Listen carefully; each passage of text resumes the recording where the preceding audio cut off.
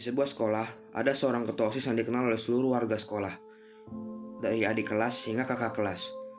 Seorang ketua OSIS yang dikenal banyak orang, tidak sedikit yang menyukainya, mulai dari anak alim, ambis, hingga kakak kelas yang tukang julid. Walaupun dia cuek dan dingin, tampangnya menyelamatkan image-nya. Namun tak seorang pun yang ia terima menjadi pacarnya, karena baginya, emosi yang besar akan mengganggu pendidikannya, dan cinta adalah emosi yang besar. Hingga suatu hari ia pindah ke rumah perumahan yang cukup jauh dari sekolah karena suatu alasan. Dan bisa dipastikan jarang sekali teman sekolahnya yang tinggal di situ karena jauh dari sekolah.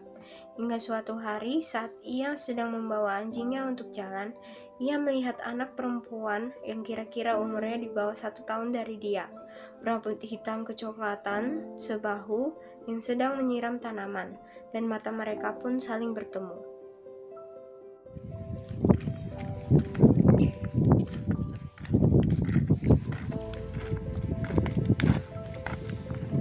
Dan itulah awal dari kisah mereka. Tak disangka ternyata mereka satu sekolahan, dan ajaibnya, Tisha tidak mengenal ketos dari sekolahnya sendiri.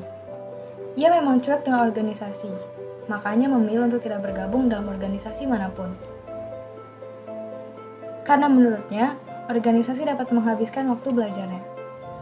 Tisha memang anak yang cuek dan hanya banyak berbicara dengan kedua sahabatnya, Lavanya dan Alessia.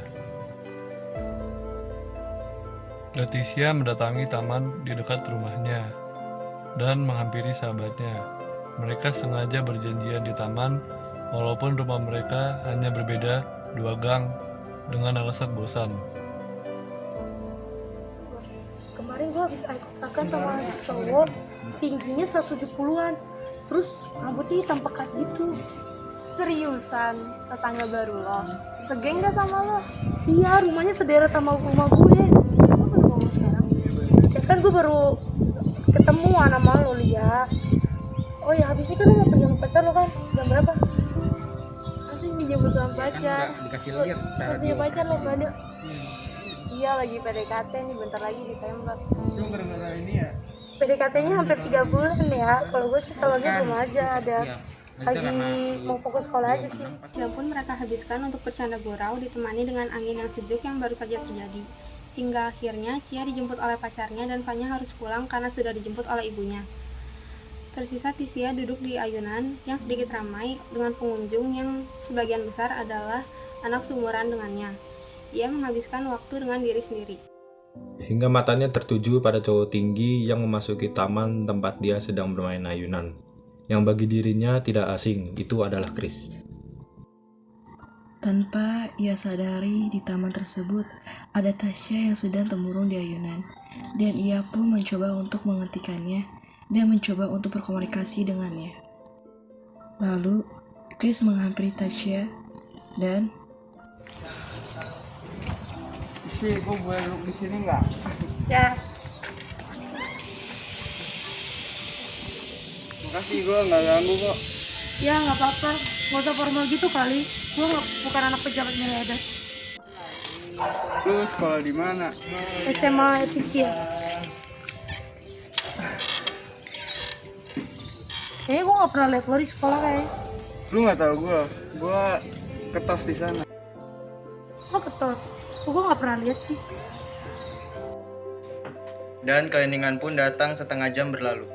Tasya berniat untuk pergi dari taman tersebut karena ia bingung harus berbuat apa lagi. Lalu saat ia berdiri dan melangkah jauh, tidak sengaja ia menyandung tangga di sana dan mau apa kan? Udah, gue gak apa-apa, makasih. Wajar saja mereka tidak pernah bertemu, karena kelas Tisha ada di lantai 3 dan kelas Chris ada di lantai 2. Dan tentunya Ketos yang sangat sibuk dengan organisasinya, sedangkan Tisha yang langsung pergi meninggalkan sekolah.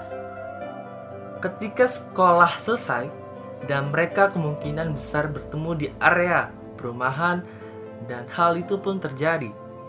Satu hal lagi, Chris tidak bisa cuek di depan Tisha, karena tanpa sadar ada rasa yang tumbuh di antara mereka. Tisha lagi apa? Ternyata mereka hanya beda satu rumah dan bisa saling melihat satu sama lain saat di teras.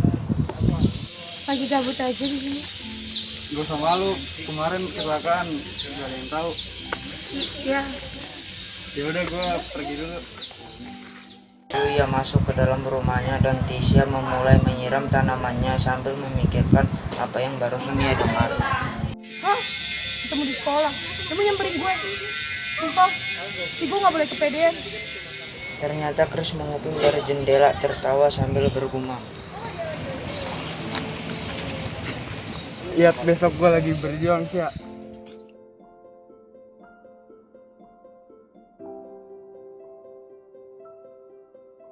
Gatelan banget sih. Ayo lo, lihat aja. Lu Ketos kesayangan gue bakal jadi milik gue. Dong, terain aja sama gue. Orang satu perumahan kok, cuma beda 4 jam. Lalu mereka menyusun rencana untuk mengerjai Tisha. Mereka sengaja tak melakukannya sendiri dan menyuruh Gozi dan temannya. Ada tugas nih kita bro. Wih, dari kita kisi nih. Kita disuruh ngapain bro? Dah, ke toko obat-obatan kita bro. Wih. Lalu mereka membeli racun tanaman dan pada tengah malam, Gozi dan Upner menyiramnya ke setengah taman Tisha dan meninggalkan catatan yang berisi semoga suka hadiahnya atas nama Chris. Dan ia pun balik ke rumahnya dan menelpon Albelo. Aman guys, aman. Udah gua tuang, gua kasihin racunnya manjur. Oh, makasih bro. Duit gua mana? Madut dong, atau duitan. Lalu sesampainya Gozi di rumah dan menelpon Upner dan memberitahu bahwa uangnya sudah di tangannya. Lalu di pagi hari, Floella mulai beraksi. Ia sengaja jalan di depan rumah Leticia dan memastikan tanamannya sudah berubah. Floella melewatinya sambil tersenyum. Saat pagi hari, Leticia keluar untuk menyiram tanamannya dan... Ia berteriak hingga membuat Chris langsung keluar dan menghampiri Tisha yang sangat terpukul. Tisha yang membaca isi surat tersebut langsung masuk ke dalam rumah dan membanting pintu. Tisha mendiamkannya dan menganggap bahwa ia tidak ada. Dari situ, Floella dan gengnya merasa berhasil dan Flo mulai mendekati Chris. Namun, ia ditolak mentah-mentah. Hingga sore di hari itu, Chris berusaha menemui Tisha bersama Altezo dan... Ya, itu bukan. Ya, gue tau kok itu bukan salah lo. Tadi gue ngeliatin CCTV. Salahnya Gozi sama Floella. Iya, gue juga tahu maksud mereka.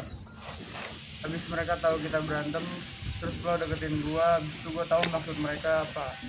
Dan itu hasilnya positif karena ulah mereka. Mereka ngerayain keberhasilannya dengan dikasih Flo di kantin. Kayaknya mereka mau ngerjain gue tapi kurang pintar nih. Mereka masih pemula.